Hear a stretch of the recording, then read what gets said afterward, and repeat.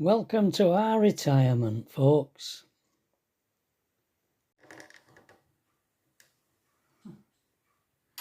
Why do I do that? Well, turn it on before you've... Yeah. It's more interesting. No, it's just your brain. It is. Where you are. Morning, everybody. Morning, everybody. He don't say, are you ready, or I'm turning it on now, or anything. It's on before I know it.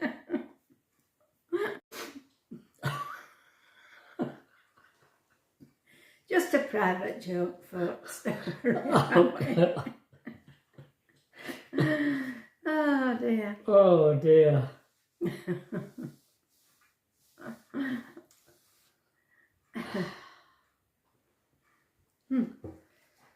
Oh.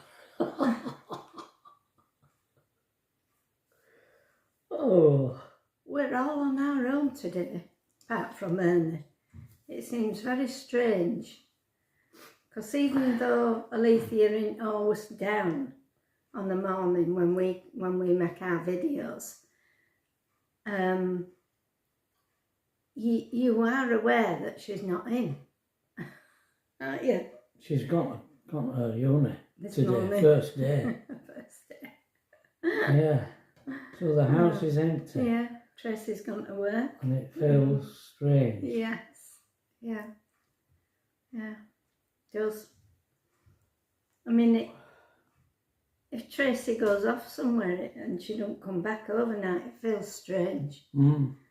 And not being in the house, doesn't it? Yeah. Yeah. Funny how it feels. And I don't know whether some of you know, but might be a couple of years now, will it, since Cat died. Yeah. Well, they had to have her put to sleep. And it really felt, you kept looking to see where she was. And I was just saying to Tracy yesterday that the kitchen's cleaner since the cat went, because I had to clean the bottoms of the chairs every day and sweep up, whereas I don't have to do it every day now. It's, you know, I mean, I just do it once a week, I think, and it's all right. Don't know if I'm going to be able to make this video today. Oh. Oh, he's got tummy problems, haven't you, love? You don't want to know about my problems. I helped David do his garden next door today, right. yesterday. It's got all overgrown, and I couldn't sit in here knowing that he was Out there on his own doing it. I had to go out and help him. Yeah.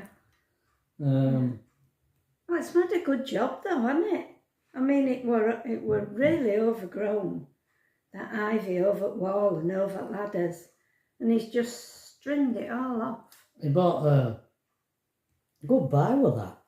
He bought this strimmer, petrol powered strimmer, but it's detachable heads on it, so you can have a saw on it. You can have a chainsaw. You can have a circular saw, chainsaw, an edge trimmer, and a strimmer on it. Different. Yeah. I think it said it were about, I don't know whether it were 120 or 180 quid. 60 quid difference. Yeah, I know. But either way, I thought it were a good buy. Good buy. Yeah. Mm. Yeah. It did that until he hit that piece of wood with strimmer and it snapped the plastic things off and it, Yeah. you know, the coil. things that stick out to. So he had to rethread on loop another one, which while we're doing that, it started raining. Yeah. It came on pretty fast. It came on hard, so we had to quit and leave it. Yeah. Yeah. So you got some of it picked up, didn't you? Yeah. There's about five bags. Is there? 5 What, bags. all in his garden? Yeah. Wow. Yeah. What money? Yeah. Tracy says, do you think when he does next bit, he'll come out way along? Well, it's got the... It should... Because if you stand up wall, it'll reach, you know, it's long. Yeah. It should be able to do it. Good.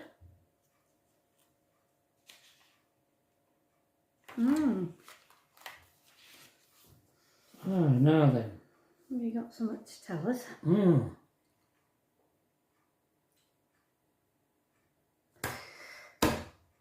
Yeah. It must happen to a lot of us. Must happen to many people, this. What I'm going to say now. But it's a strange... I even find it a bit hard to explain it. But it's like in life, events occur. And you can almost predict what's going to happen. And you can't stop it from happening. Really, I've got 2 examples of it happening to me. I wonder if you have ever experienced it.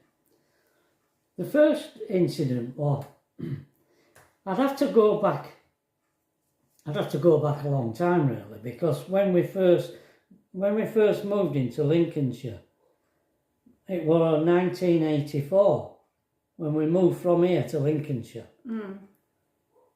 And I had to start all over again establishing a piano tuning business down in Lincolnshire. So I had to start from scratch, and it took a fair while to do it. Leafleting and advertising in newspapers and all, you know, stuff like that, to try and get, you know, build up another round. And a lady called me in this Scorby, I think it was called Scorby area of Lincolnshire, and she called me up and she wanted a piano tuning, and she took me into this room, and there was this very old grand piano, and she said that she'd had old Mr. So-and-so doing it for years, and he'd retired. Okay, so I only pressed a few notes and they weren't playing. So I said, you've got a few notes here not playing. And she went, well, it was perfectly all right when Mr. So-and-so did it. You know, like so that. You broke them. Yeah. So I had to slide the action out to have a look at, and there were loads of things wrong with it. So I slid the action back in, and I went in and explained to her that there were all these things wrong that it need, and she was really umpty and rude, and I just says, okay, put the piano back together, and I just said, walked out. I just said, thank you very much, and I walked out. Yeah. What? Where are you going? What? You know. And it's, no, that's all right. You know, I walked out. Never went again to that house. Well, many years later than this, there used to be a piano teacher in that same Scorby, that same place. I knew all about her, and I knew who tuned her piano, and this other tuner. I knew all about her, and I knew that this guy tuned her piano. And then one day he retired, and she rang me up. And I mean, when you live in a village, it's hard to, if you've never lived in a village, it's hard to understand it. But it's a different world living in a village. And if you ever do anything or say anything, it goes round the whole village like wildfire. You know. Oh, it goes right. Well, I thought, no doubt, this piano teacher knows about me and this other that happened years ago. You know, I bet she knows about it. And so she asked me to go and tune the piano, so I went. And I saw when I took the front, I took the front off and everything, got ready to start tuning it, and I noticed a tuning fork at the end of the key block, at the end of the keyboard. And I called her in and I said, "I've noticed you've got a tuning fork there." Yeah, she said. I said, "Have you been having this piano tuned to pitch?" She says, "Yes." I says, "Are you sure?" She says, "Yes." Because I tested where it was and it was low. And I thought, it's too far for me to pull up in one tune in that. Yeah.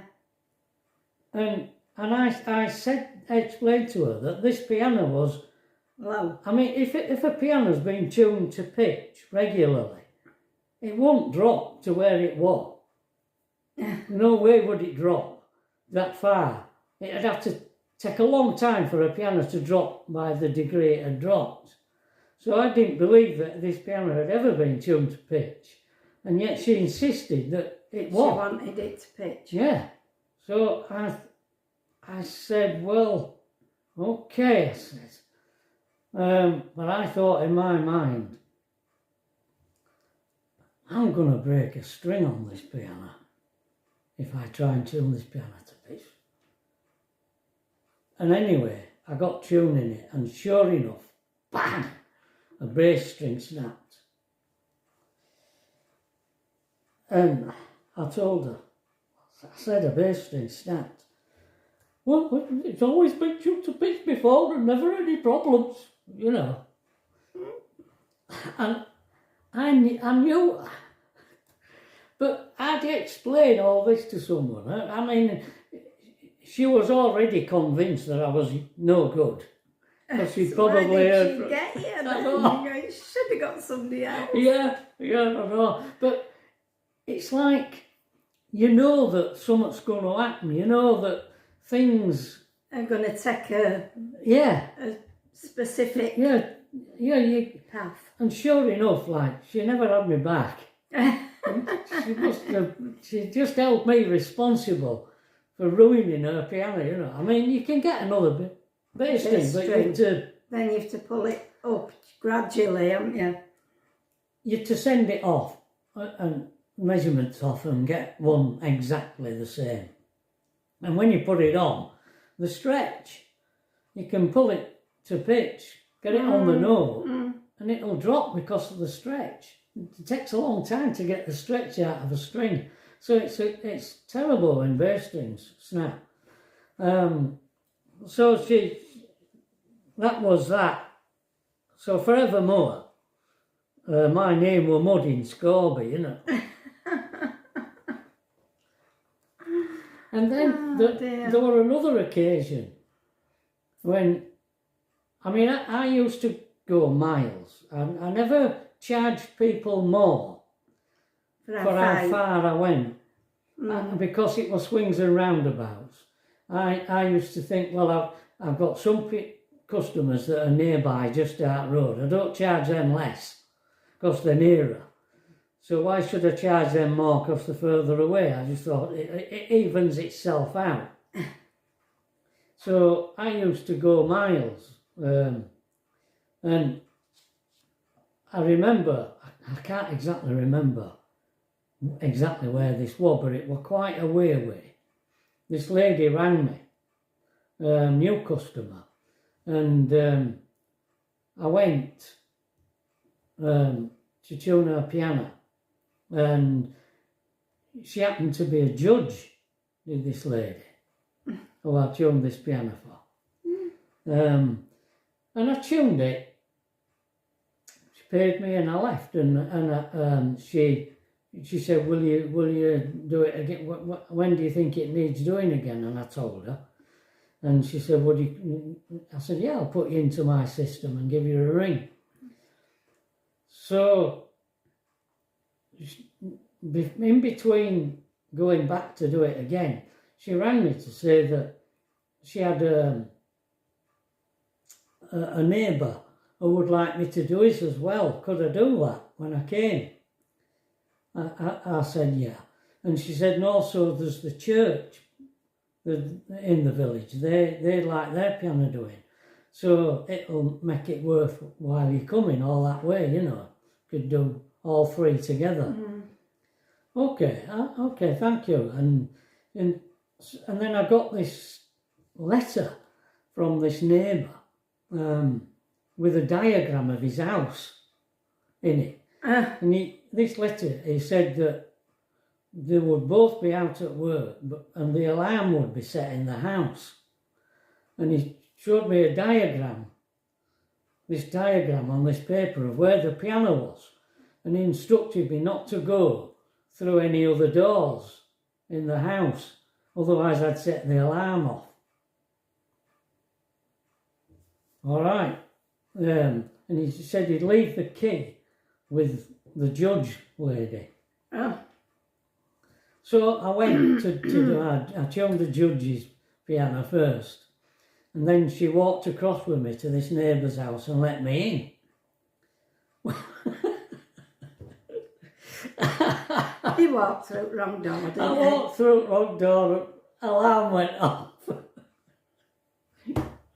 Oh dear, and I had to go back and tell her alarm's gone off. And she says, well, why did you go through the other door? I says, I don't know. I said, I just couldn't see the piano. And she said, well, it was behind the door. I said, I just walked past it. She didn't believe me. I could see on her face that she didn't believe me, and she thought you were snooping. I was snooping around the house, you know. She was convinced.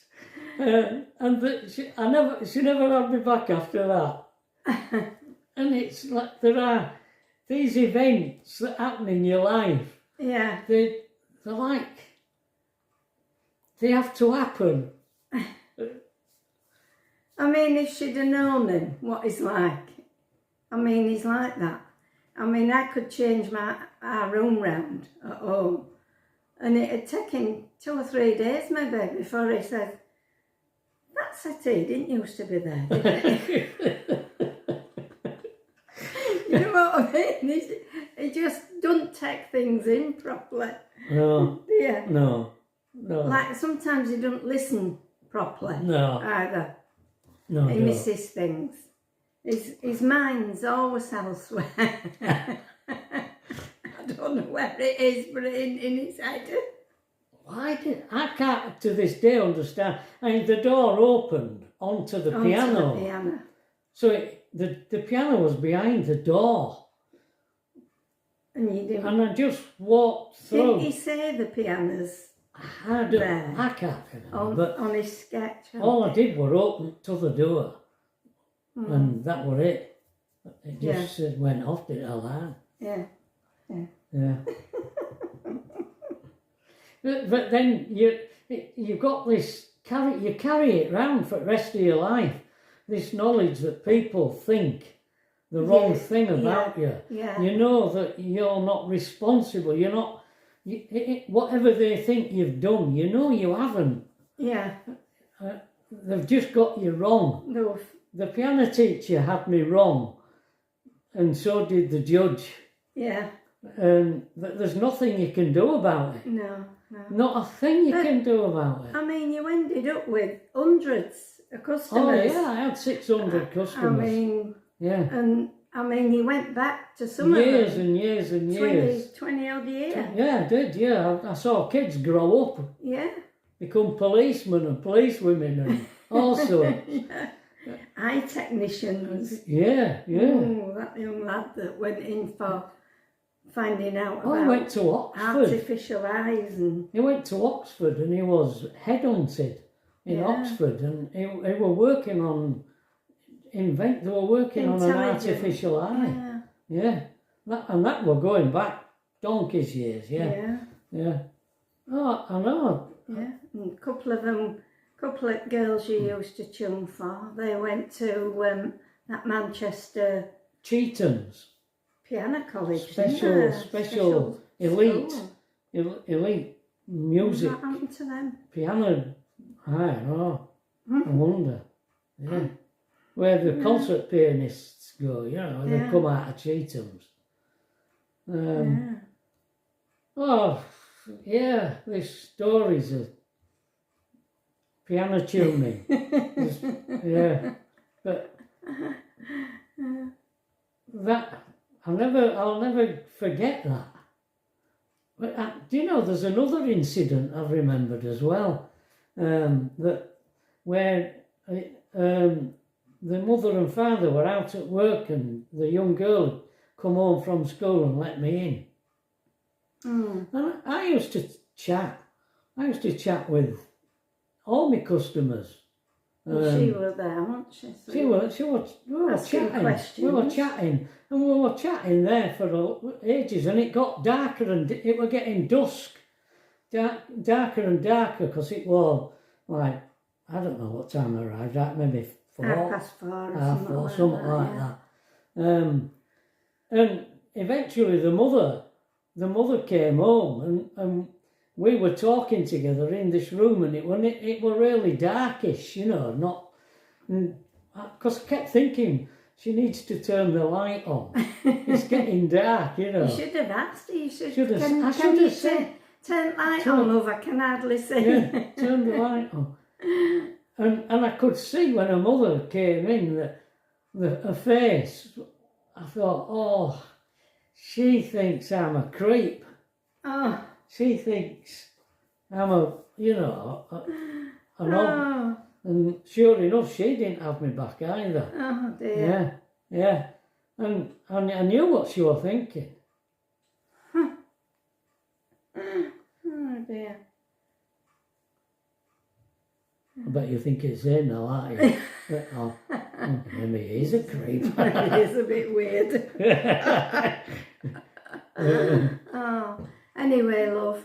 20 minutes, yeah.